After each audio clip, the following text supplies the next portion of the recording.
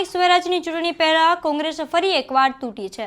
પરિણામે દક્ષિણ ગુજરાતના કોંગ્રેસના રાજકારણમાં ભૂકંપ સર્જાયો છે। નમસ્કાર, હું છું મમલ।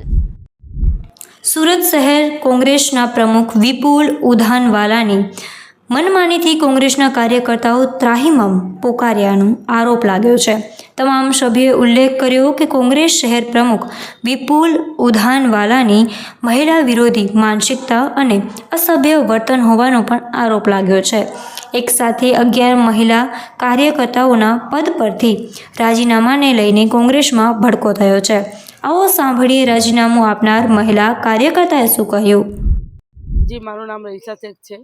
કોંગ્રેસમાં 11 મહિલાઓએ રાજીનામું આપ્યું છે, કારણ કે વિપુલ જે પ્રમુખ છે, અત્યારે સુરત શહેર જિલ્લાના પ્રમુખ શ્રી વિપુલ ઉધાનવાલાના માનસિક ત્રાસથી અને એમના જે અશબ્દો ભાષાના પ્રયોગથી અને વારંવાર મહિલાઓને ટાર્ગેટ કે વારંવાર મહિલાઓને બેઇજ્જત કરવાના જે પ્રયત્નો થયેલા છે એમના હસ્તકમાં, એના લીધે મહિલાઓ ત્રાસીને રાજીનામું આપ્યું છે।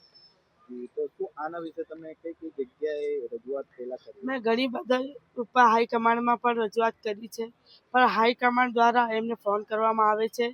એ ખબર નહીં શું વાત કરે છે ને શું નથી, એ વાત દબાવવામાં આવે છે।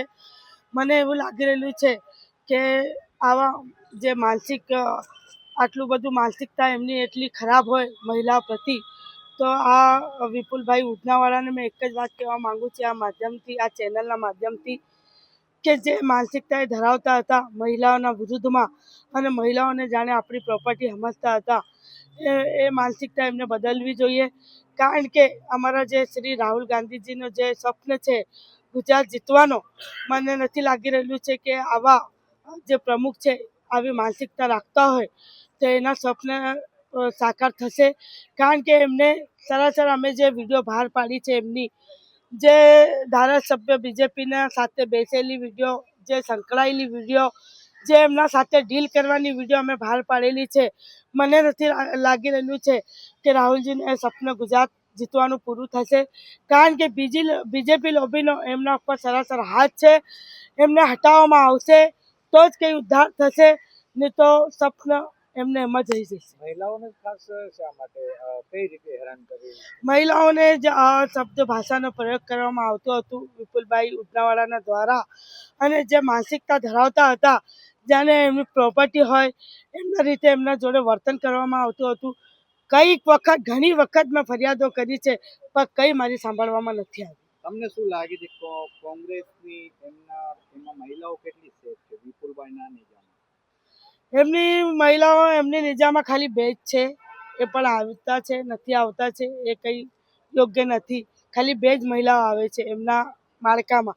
અત્યારે જે એમનું માળખું બન્યું છે એમાંથી કંઈક રાજીનામા પડ્યા છે, મહિલા કોંગ્રેસમાંથી રાજીનામા પડ્યા છે। આવનારા સમયમાં આને બદલવામાં નહીં આવશે ને એમની માનસિકતા એવી રીતના ચાલશે, જે બીજેપી લોબીની માનસિકતા ચલાવી રહેલા છે એ ચાલશે તો અનેક રાજીનામાઓ પડશે। આ ઘટના અંગે આપ શું વિચારો છો? કોમેન્ટ કરીને કોમેન્ટ બોક્સમાં જરૂરથી જણાવજો। અત્યાર માટે બસ આટલું જ। નમસ્કાર।